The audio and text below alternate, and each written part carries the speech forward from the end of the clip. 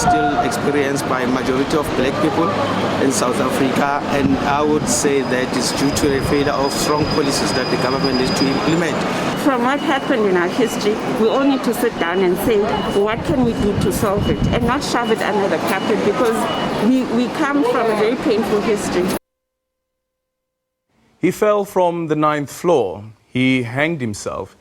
He slipped on a piece of soap while washing. He hanged himself. He slipped on a piece of soap while washing. He fell from the 9th floor. He hanged himself while washing. He slipped from the 9th floor. He hung from the 9th floor. He slipped on the 9th floor while washing. He fell from a piece of soap while slipping. He hung from the 9th floor. He washed from the 9th floor while slipping. He hung from a piece of soap while washing.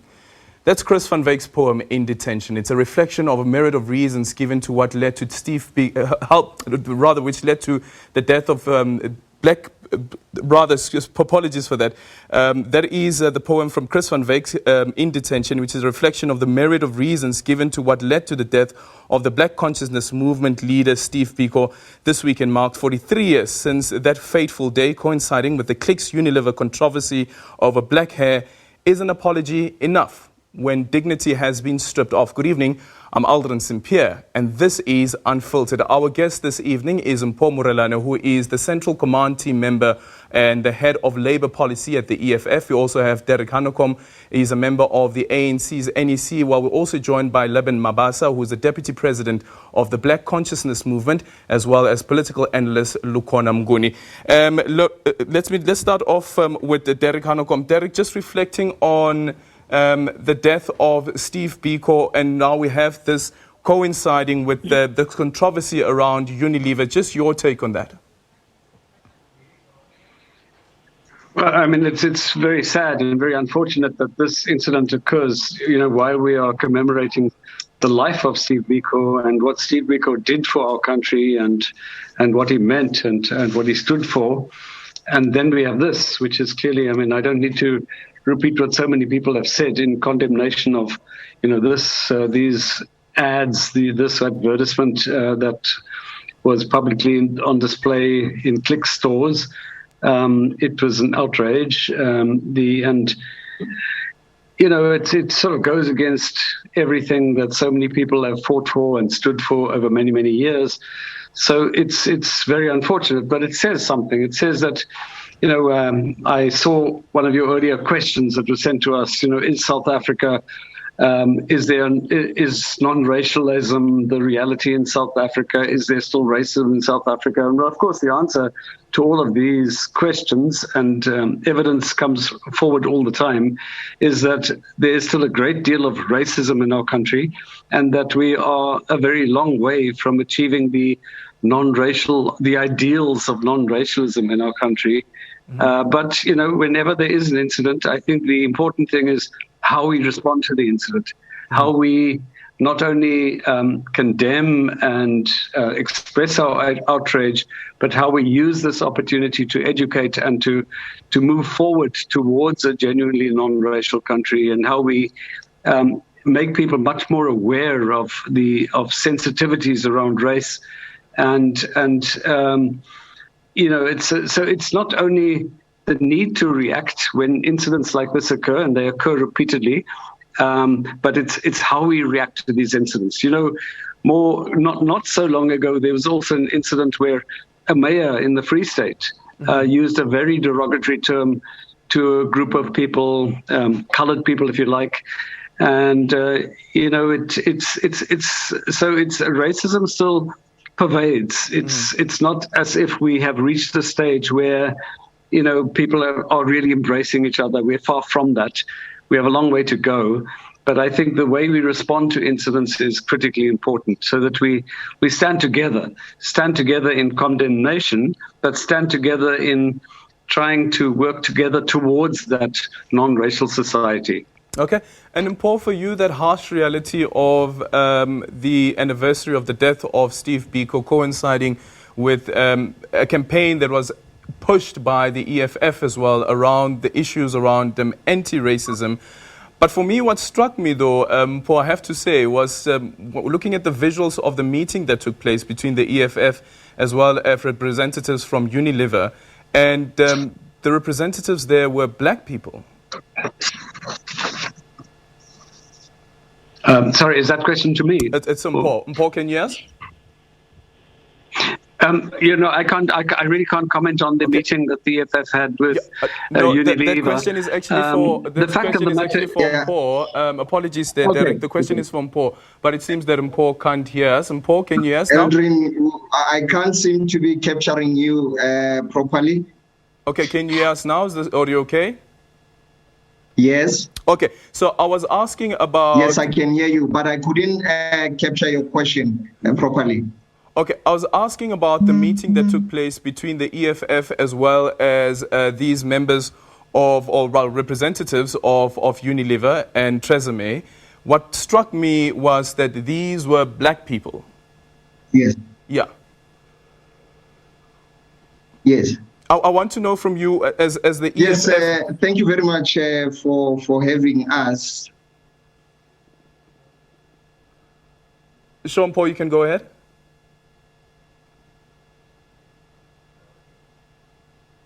Okay, no, we seem to have a problem with that line from Paul. We're going to try and re-establish that line from Paul. But Mabasa, thank you so much for joining us in this conversation as well. Let's just quickly hear that from... There seem to be a technical glitch. Yes, we're going to try and sort that out. In the meantime, let's bring in Bob Mabasa into the conversation. From the Black Consciousness Movement, what do you make of this?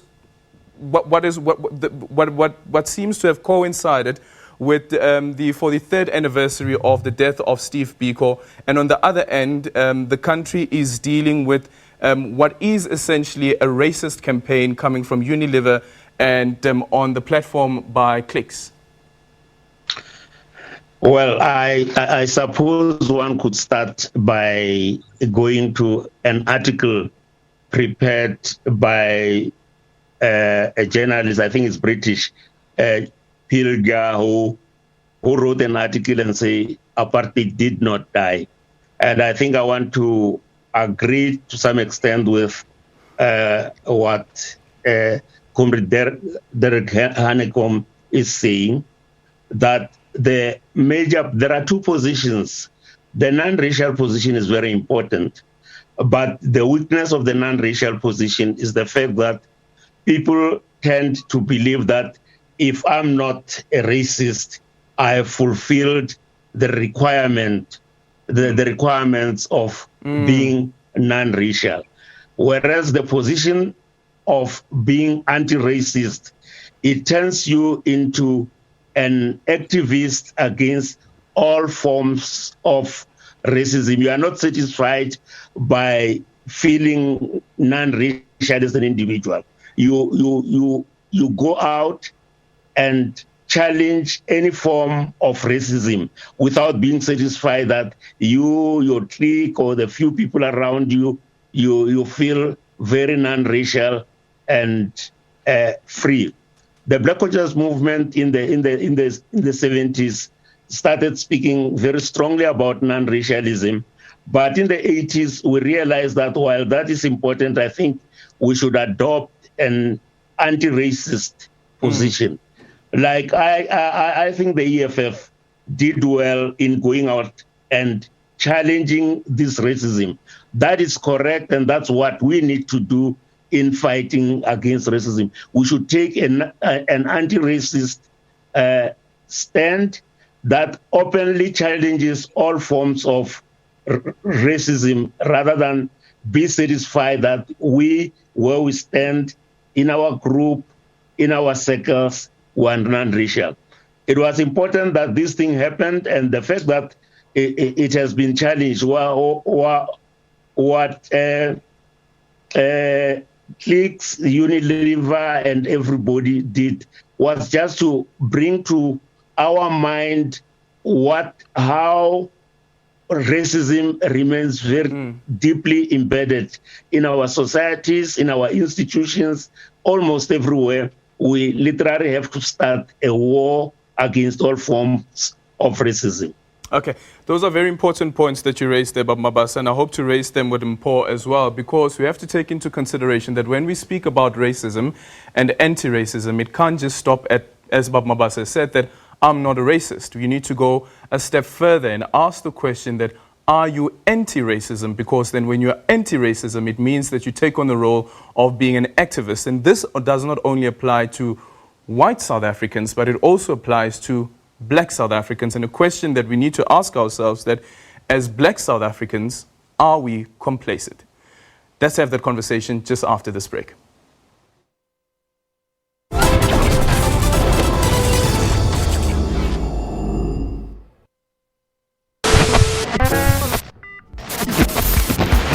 For over 84 years, the SABC has been at the forefront of broadcast radio and television, bringing joy and happiness to the homes of many while continually redefining South Africa's media landscape. We do not speak with one voice. We let every voice in our nation find expression in language and in culture. We do not just bring the news, we provide content that is independent and impartial. We do not just broadcast sport, but we do it for the love of the game.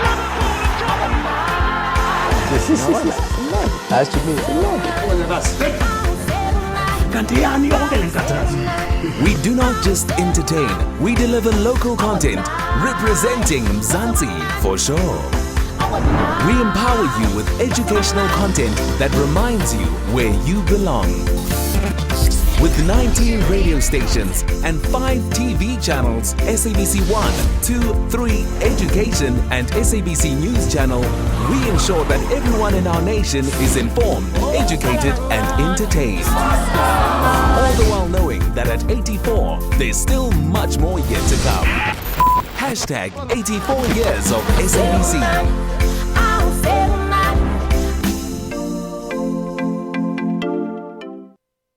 The much talked about oversight inspection of the Beitbridge border fence. We're expecting a fence that is 2.2 meters up high, but we are seeing a fence that is 1.8 meters high. As you can see, it's already rusting as compared to a fence that was put in by March. There is no doubt that this fence is a total sham. It is not fit for purpose, and the South African taxpayers have been robbed.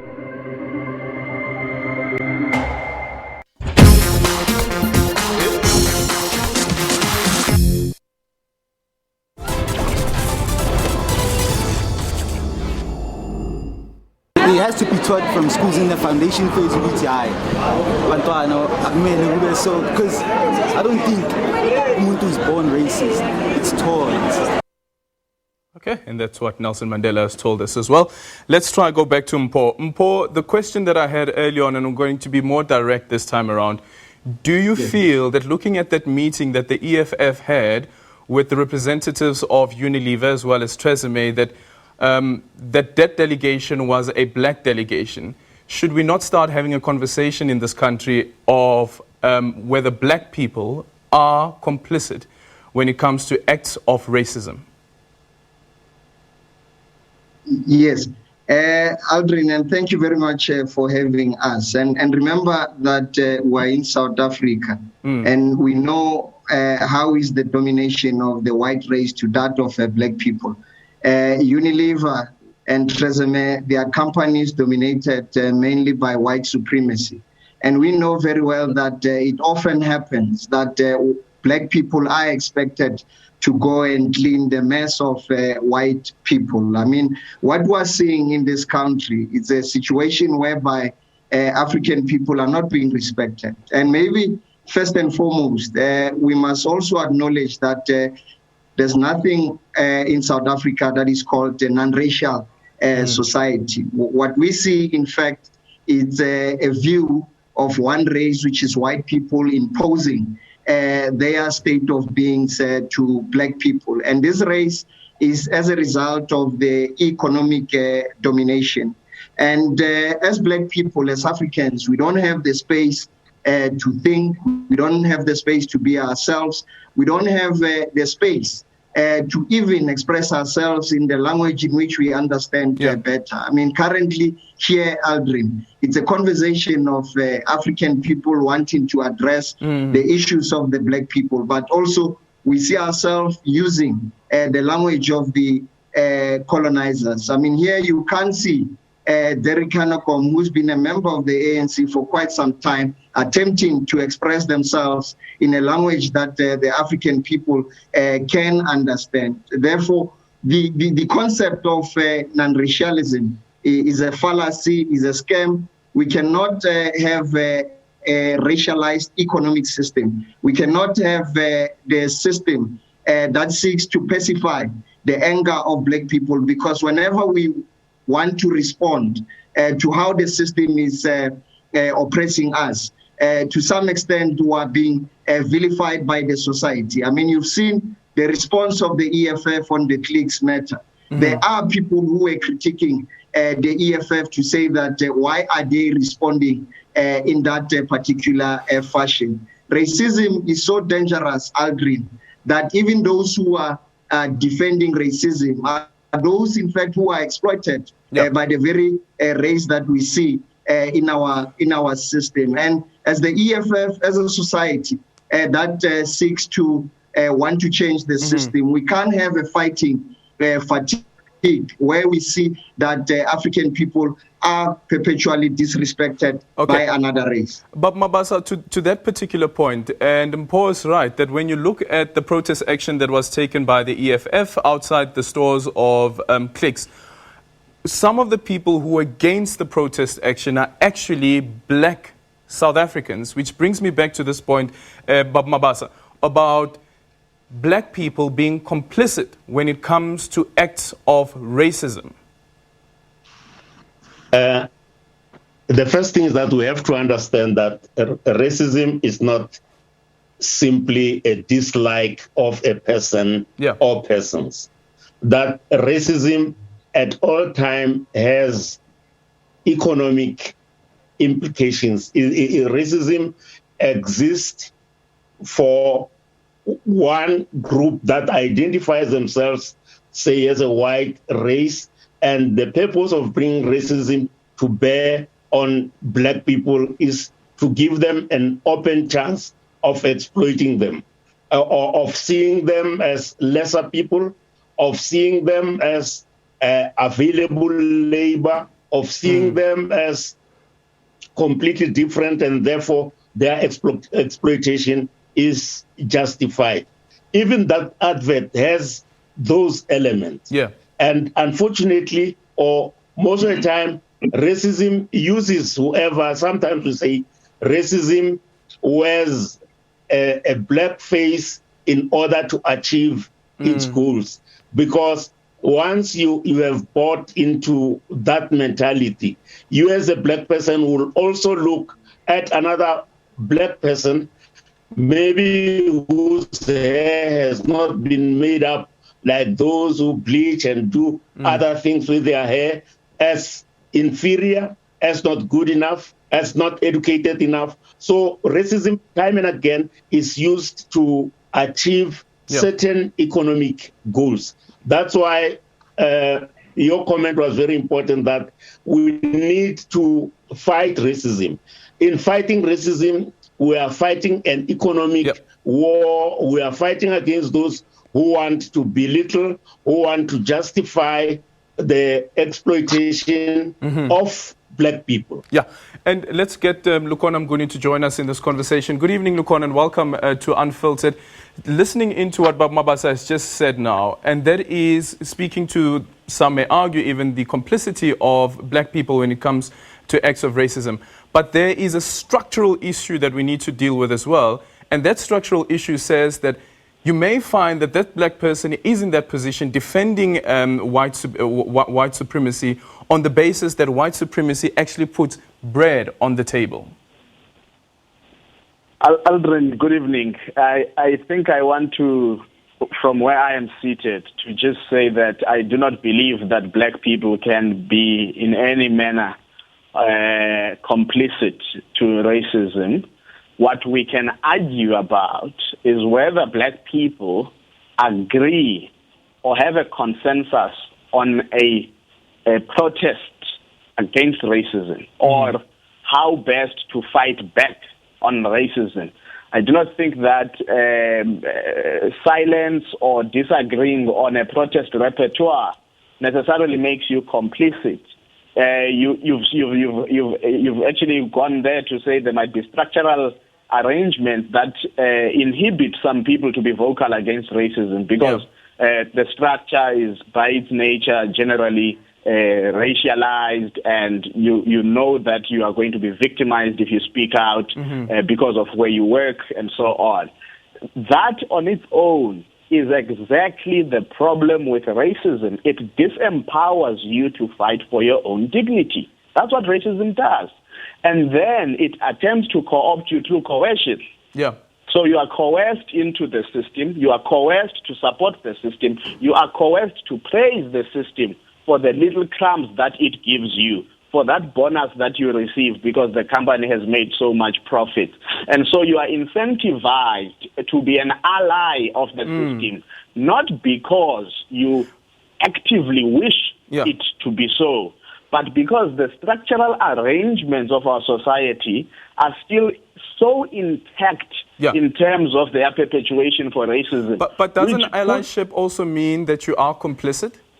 No, I'm saying you are coerced to be an ally. I'm not saying you volunteer. So there's different forms of allyship. So if I'm an ally to you, I would support you because I volunteer my support to you. You have not coerced my support towards you. But if you have power over me, you make it possible that I involuntarily give you my support because of these many incentives, as you say, bread and butter issues. And racism thrives on the hunger and poverty and destitution of black people.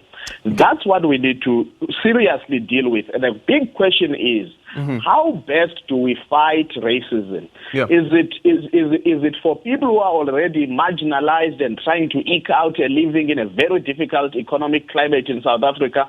Or must we put the fight right at the doorstep of our government, which has refused, by the way, to fight corporate racism in this country since the day they refused the wealth tax proposed by the Truth and Reconciliation Commission. Because that tax proposal was meant to say corporate South Africa must be aware that there is a cost to support a system such as apartheid, and they are going to be taxed for it so that they do not repeat that in future. So corporate South Africa itself, in actual fact, has not been punished for actually participating in apartheid. Okay, Derek Hanekom, let's hear your take on that. Do you think that the state has failed?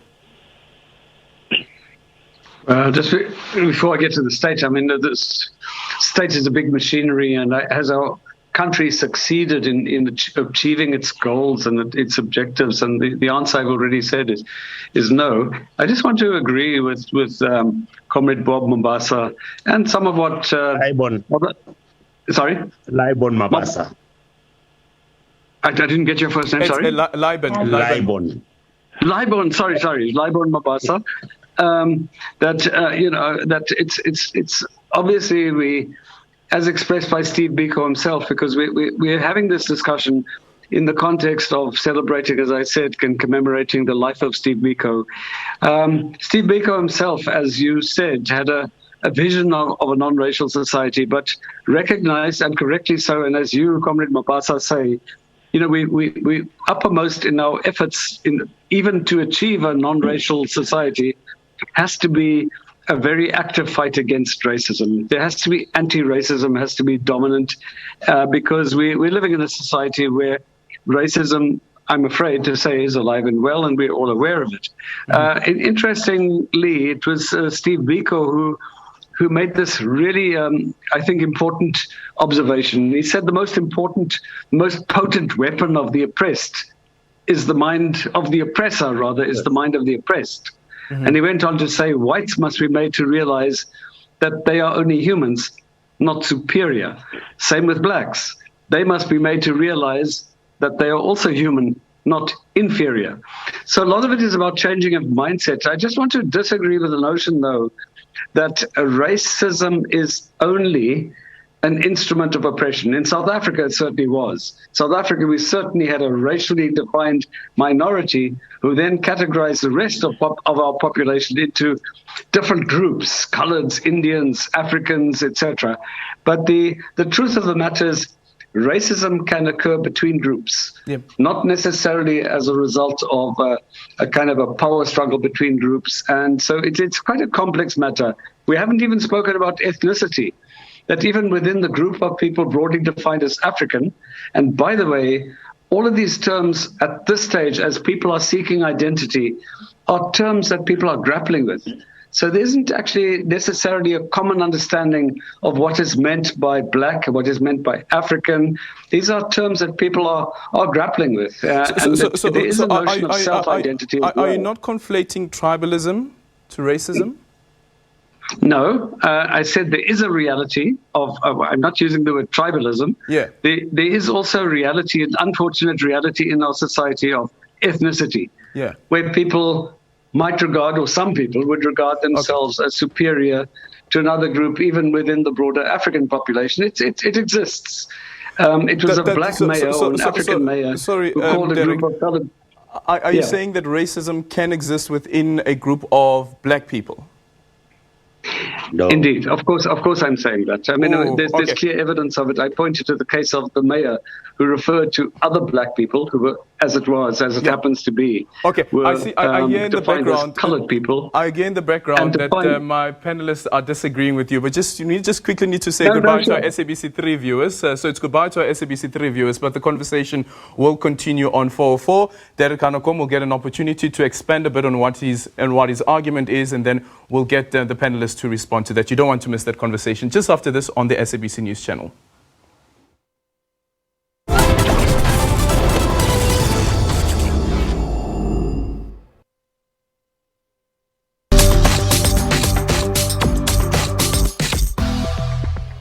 Throughout the course of global history, humans have proven time and time again that a single act by a single person has the power to create change that resonates forever. Some had no money, no government support, no experience to speak in front of large crowds. The list goes on. They just saw a problem and took it upon themselves to do something about it. The coronavirus is not something the government or scientists can get rid of alone. It needs you to play your part. If we all abide by the rules, we can beat the coronavirus. The power to defeat coronavirus is in our hands. Play your part. Stay safe. The African Union condemned attacks against humanitarian and aid workers, saying the attacks violate international norms. Before coronavirus, the African Union had a noble aim for 2020, silencing guns across the continent. When we balance fighting COVID and silence the guns, we will be focused on achieving strategic mandates of our union. The African Union is worried about the increasing violent extremism and terrorism, despite it joining the United Nations to call for ceasefires in the face of the pandemic.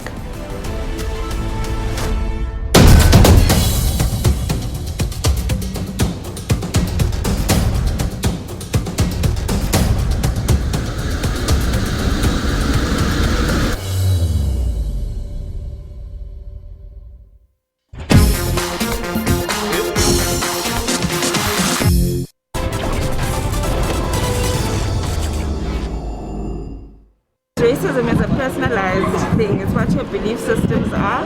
And South Africa has been a country that has undergone a lot of things. Apartheid is a reality. You're still watching Unfiltered with me, Aldrin Simpia. Our guest this evening is Mpho Moreno, who is the Central Command team member of the EFF at the head of the Labour Policy Desk of the EFF. We're also joined by Derek Hanekom, ANC NEC member. Leban Mabasa is also joining us, Deputy President of the Black Consciousness Movement, as well as political analyst Lukhona Mnguni. Derek, you were explaining racism amongst black people themselves? Yeah, I mean, lest I be misunderstood, let us make no apology for it or sweep it under the carpet.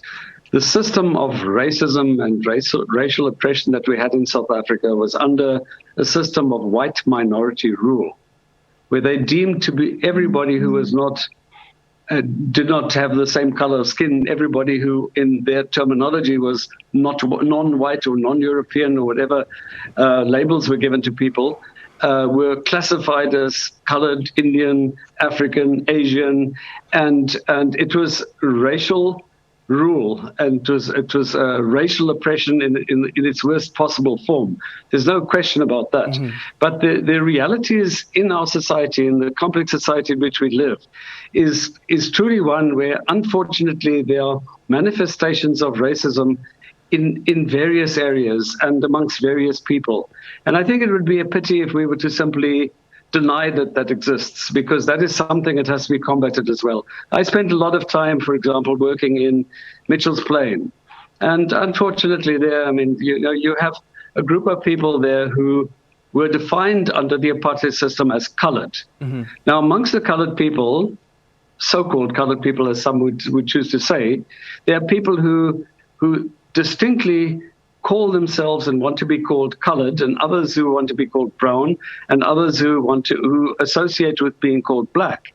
But in that very community, unfortunately, racist terms, and in particular racist references to African people, was not uncommon. Mm-hmm. And then, of course, back to my reference to a particular mayor who referred to people of another race group. Yeah. In a derogatory way, but black people calling other black people using racist terms directed at other black people, which is an unfortunate reality, because that we cannot escape the fact. Does that mean that the black mayor is also racist? Well, it certainly meant that he demonstrated racism. Sorry? Absolutely. There's no question about it. Okay. And the other people that I've referred to, no, these are also manifestations, even though I think that is where Steve Biko was quite right. Okay. He says that, the most powerful weapon of the oppressor is the mind of the oppressed. Okay. And where people do need to be educated and liberated. Mm-hmm. All people who are guilty of racism and all manifestations of racism should be condemned in the loudest possible way. Okay. But at the same time, it's quite clear that in our society, there's a real need for conscientization, for education, and for getting people to understand and to have pride in what they are. Oliver Tambo, I think he used the word, and Oliver Tambo said that, talking about the kind of society that we're striving to be. He said we need to create a country where there are neither blacks nor whites, just South Africans, free and united in diversity. But that's the dream. For now, incidents of racism have to be combated. There has to be anti-racism. We have to have anti-racism campaigns. Okay, let's get Lukona in on this as well. Okay. Lukona? Aldrin, no, thank you. I sort of hear what Mr. Hanekom is attempting to say, but I think it is strategically problematic for oppressed people. Mm-hmm. Because part of the division problem amongst the oppressed people of South Africa, and he would know this through questions and writings in his own movement when some of the ANC comrades were attempting to grapple with the national question problem. Mm-hmm. Who are the oppressed people in South Africa? And the reality is that apartheid deliberately did what is famously known as divide and rule, and that was to build a hierarchy among the oppressed people so that some felt much closer to whiteness and others were very much distant and at the periphery. This was deliberate so that you create this exact disunity, that there is this competition for space, for resources, for existence within the South African society. And so you find that African people were very much at the lower end of the margin. Mm-hmm. And that is why even your legislation on things such as employment equity will then appreciate exactly how that apartheid hierarchy worked. But to then try, in a discussion about racism, to center issues that raise disunity among the previously oppressed people might make us miss the goalposts of what is the source of racism. Mm-hmm. Because now we are going to end up with a grossly misplaced equivalence of sources of racism, that you must deal with the source of racism from white capital as much as you must deal with the source of racism from black marginalized people. And strategically, I don't think that assists us to move forward, because to help the conversation move forward, Aldrin, we then need to say, what is it that needs to be done? By the way, Biko also talks about two important things in some of his writings. One of the things he talks about is that the West might have given us industries. Our duty as Africans is to give the world as black people, our duty is to give the world a more humane face. Because he realized that the workings of industries is not in a way that humanizes people. It is vested in the practices of exploitation. And that's why he goes on. If you read his book in later chapters, he talks about the monopoly of certain industries, which is exactly what we have a problem with, Aldrin. And that is why even a call for boycott at times is not so easy. Yes. People will tell you, I can't boycott clicks because that's where I get 1, 2, 3, and I can't get it anywhere else in the manner that I can with the convenience that I can. And that's because there is this concentration of monopolies in the South African economy. And you can't transform an economy like that where people believe that they are so dominant they cannot be displaced and society can't live without them. Mpho, what's your take on that?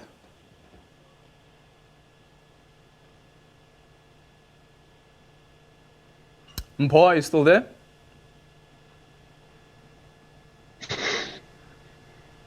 Okay, that line with Mpho is not great.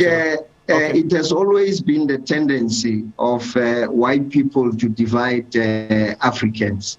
And what Derek Hanekom is doing is exactly executing the mandate of white people. Again, it's an attempt to pacify the anger of black people. I mean, you cannot reduce the violent racism that we have in this country and compare it to tribalism and all of that. No wonder the ruling party is bankrupt in coming up with the solutions of how do we address the inequalities in our Republic of South Africa. I mean, the company that we made reference to earlier on, and that is Unilever, for an example, it's a company that said during this global pandemic that workers must continue to work for as long as they don't show symptoms of COVID-19. And in the main, those are the workers who are African people who are in the margins, who are not paid accordingly by these companies. And that's why we often say, sometimes discussing these issues with characters such as Derek Hanekom, it's problematic because these are the people who are coming from a position of privilege, and they don't want to divorce themselves from the positions of privilege. And we're of the view that perhaps the solutions of this country and the black people lies in the black people themselves. That's why we're reluctant that we shouldn't be involving white people to discuss the issues that are affecting African people. Okay. Thank you so much for that. We'll hear from Derek Hanekom when we come back. And also the conversation that we need to have is about what Lukona has raised as well. How do you start the process of making sure that each race exists and each race is taken so importantly that when we speak about these industries and we speak about the levers of the economy, that each race can have a finger on that lever. That conversation just after this.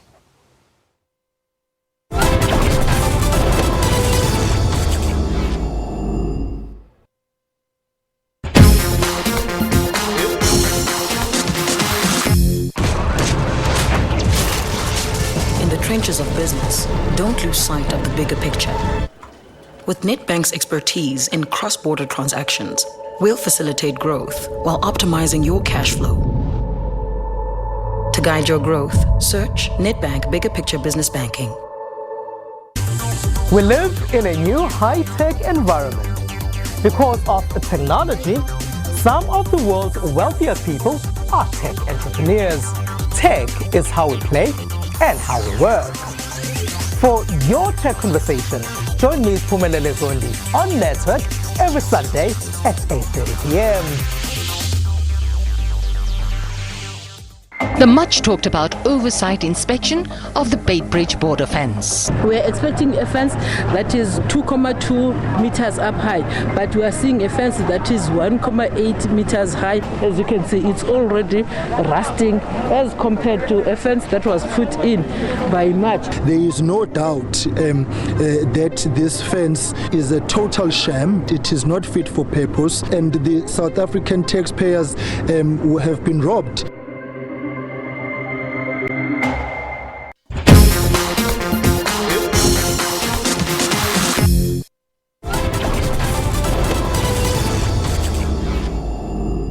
And welcome back to Unfiltered. It is the final segment of the show, and we'll be getting our closing remarks from our guest, Mpho Moralena, who is the Central Command team member and head of the Labour policy at the EFF, Derek Anokom, ANC NEC member, as well as Laban Mabasa, the Deputy President of the Black Consciousness Movement.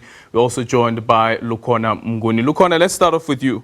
How do we get to that space where we can say that we have successfully defeated white supremacy?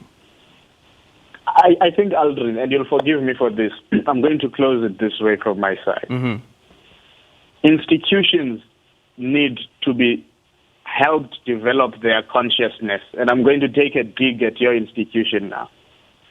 Here we are, 5 men, discussing racism that's on an issue that stemmed from an advertisement about women's hair. And we need to help organizations increase their consciousness so that even the intersectionality of these issues is not missed. Because where we are now as a society is we need to deal urgently with those intersectionality issues, not just racism only. All those, and we even say, black women have this triple oppression, that they're black, they're women, and, and they're in this position in society. So I think it's about helping institutions, Aldrin, grow their consciousness. But secondly, you need to develop a punishment mechanism for corporate racism. I still don't understand why it must be on the EFF's shoulders to make cliques succumb to some form of agreements and so on and get Tresemme products removed from some shelves.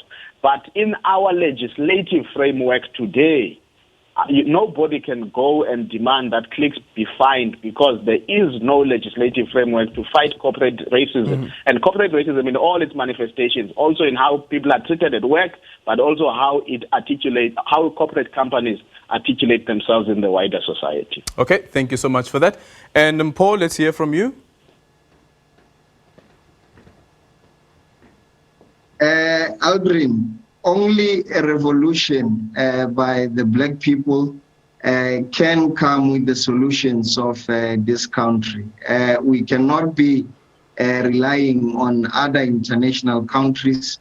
And my closing submission is that the black people cannot be fatigued in fighting systemic racism. We need to be united. We need to continue to conscientize ourselves, conscientize our societies so that we can shape the destiny of not only South Africa, but the African continent.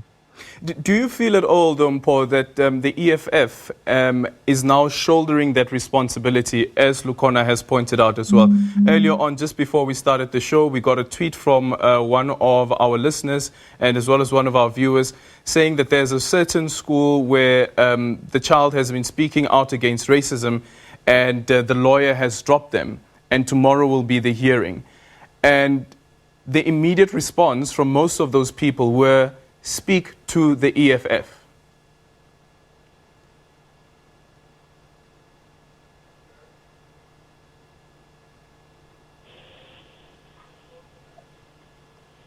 Hi, Mpho, are you still there? Okay, we seem to have lost Mpho there. We're going to try and re-establish that line. But Mabasa, let's have your take as well on what Lukhona has pointed out in saying that the EFF seems to be carrying the burden of anti-racism activism. I think they have been visible, but over the years, the Black Consciousness Movement has been very clear in fighting racism. Yeah. The point I wanted to make was that when you talk about racism, immediately what comes to mind is power, privilege, and exploitation. It's not simply disliking certain people or saying certain statements or words against people. I think this brings us to the difference between a field nigger and a white nigger as espoused by Malcolm X. That those who are made to dine from underneath the master's table might actually be willing to side with the master, but all in all this relates to the question of power, who holds power, and what does that power do, and the privileges that can be given. The same example that was given that people are in South Africa, people have been classified for many years under different classification. In one family, for instance, in the past, you would find somebody would be classified Cape colored. Another one who has some kinky hair like mine will be classified as just colored. And another one who maybe can pray in Afrikaans would be classified the other colored. And these will be the children of same mother and same father. Yeah. So that was actually to create privilege and division in the same family. Racism needs to be fought because when we fight racism, we are fighting to wrest power from those who are using racism as an instrument of enriching themselves and exploiting black people. Mpo is right that we need a strong revolution from black people to reject all the vestiges left by the formal apartheid regime, because most of those things seem to have moved with us into this democracy, and racism remains alive. And we need to be able to fight racism wherever it shows its head and expose why there is actually racist utterances, racist situations. At the end of it all is that racism is an instrument that is used to justify exploitation and balkanizing the country and people. And we have to use all in our hands. Okay, to fight Mabas, unfortunately, we run out of time. We're running out of time. Just need closing remarks from Derek Hanekom as well. And Derek, one of the points that is raised by Lukhona Mnguni is the issue around punishment for corporations that are involved in racism, and sometimes quite overtly so, but also this concept around the Rainbow Nation, you know? Yeah, I think at the time when the concept of the Rainbow Nation was introduced, I think it was introduced with every bit of good intention by Archbishop Tutu at the time, because that was the dream. And in a way, he was celebrating the diversity that is the reality of South Africa. But obviously, as time has gone along, we realize that although we are a rainbow nation in the sense that we are a very diverse nation, but we aren't blended together and we aren't living in harmony with each other. And there is still a lot of animosity, etc. I agree with 90% of what has been said. And in particular that, the use of race as an instrument of power and privilege and sowing division, it's not in dispute. The fact that the kind of racial divides that we have in South Africa was the construct of apartheid and the white minority regime should not be in question. Where I would slightly disagree is that, firstly, let me agree that those that are guilty of racism, There should be punishment. There should be consequences. I think after so many years, we've started seeing it. There is an equality court. And there is some legislation which can be used specifically designed to target any form of racism and discrimination for that matter. And of course, a woman not so long ago was sentenced to imprisonment for racist language. And I think that's good. I think we need that. Where I would slightly disagree with my comrades here, even though not everyone necessarily would share my view that we are comrades, that it's sure black people in South Africa, and that's where the black consciousness movement has played an enormously important and valuable role historically, to unite the black people of South Africa who were oppressed in different ways under a system of racial oppression. But the fight against racism should be one that is embraced by white people as well. White people can't stand aloof and say, this is someone else's fight. It's in the same way Derek, as the fight against gender inequality. I'm so sorry, we've run out of time. End of this conversation, but hopefully we can have this conversation again right here on Unfiltered with me, Aldrin St-Pierre. Thank you so much for watching the show and for all your contributions. From me, Aldrin St-Pierre, and the rest of the team, it is a good night. And we have the young old man standing by. Look at him posing. It is the Globe after this with Peter Ndoro. Goodbye.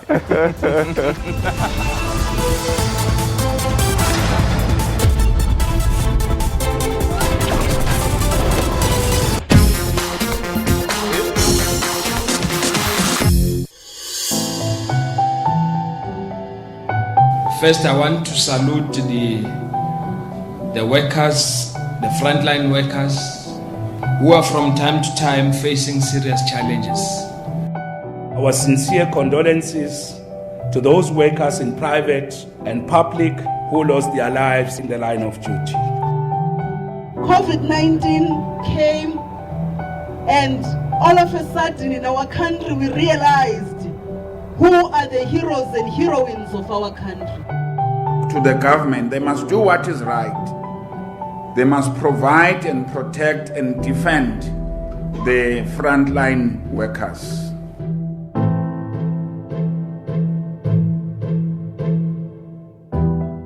The much talked about oversight inspection of the Beitbridge border fence. We're expecting a fence that is 2.2 meters up high, but we are seeing a fence that is 1.8 meters high. As you can see, it's already rusting as compared to a fence that was put in by March. There is no doubt that this fence is a total sham. It is not fit for purpose, and the South African taxpayers have been robbed.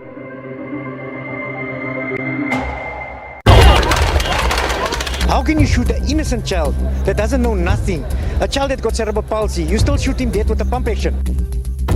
4 of them. They found it like he's standing there. As you can see his fingerprints here, he slipped down trying to get a grip. And then he fell underneath the truck. We could see they wanted to cover up this thing. We saw it right there in the police station. They were not even prepared to answer us. The trust has completely been broken down from the community and members of SABC. The reality for us at this point is that SABC, unfortunately, has no regard for life in this community. It's unfortunate that the young man died here. That's the first thing as the South African police would have to avoid. IPID, we understand that investigations are still underway.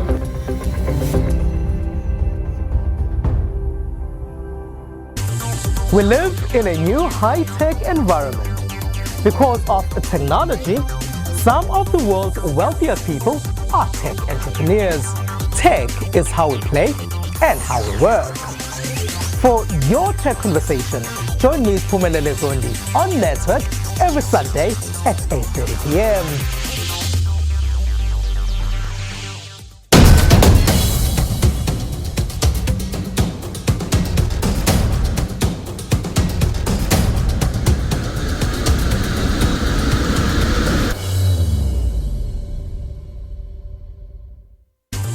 We live in a new high-tech environment. Because of technology, Some of the world's wealthiest people are tech entrepreneurs. Tech is how we play and how we work.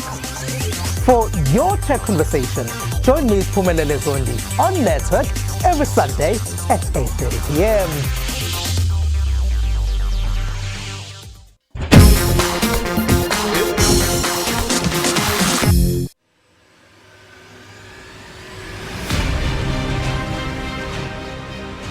Nogwanda Shabalala was prompted to go into business and come up with a gluten-free cereal of her own after her son proved intolerant to gluten, which impacted on his well-being. Gluten is a protein found in wheat, barley and rye. A severe intolerance to it can lead to medical complications. Alternative foods solved the problem for Shabalala and her son, but the high cost became a concern.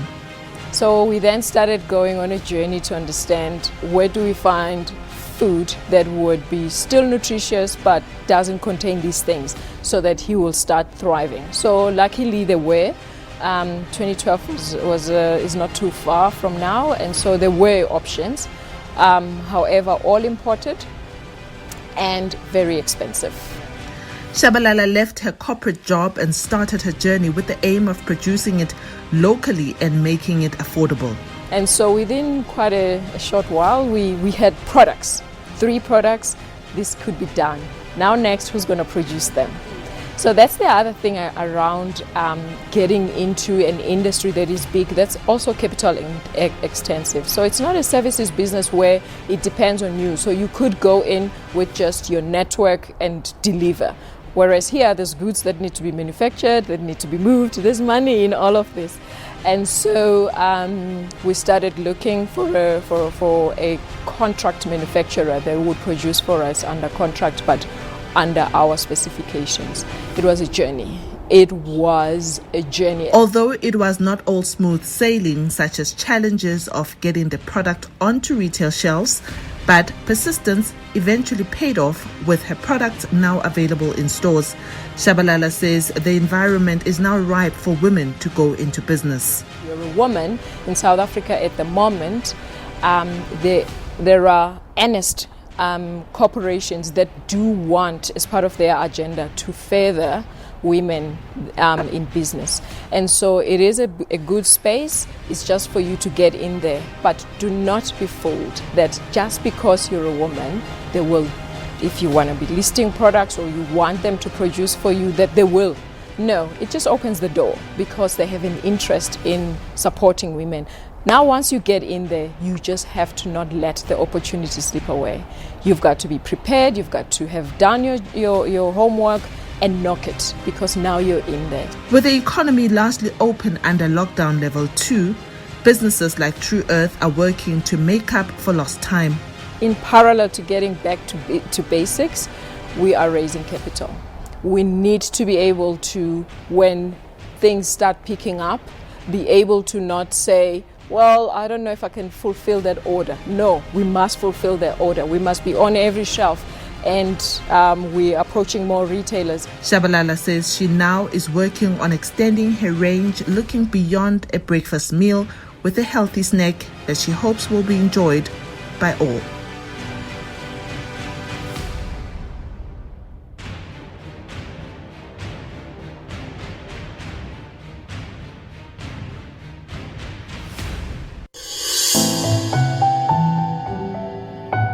First, I want to salute the workers, the frontline workers, who are from time to time facing serious challenges. Our sincere condolences to those workers in private and public who lost their lives in the line of duty. COVID-19 came, and all of a sudden in our country we realized who are the heroes and heroines of our country. To the government, they must do what is right. They must provide and protect and defend the frontline workers.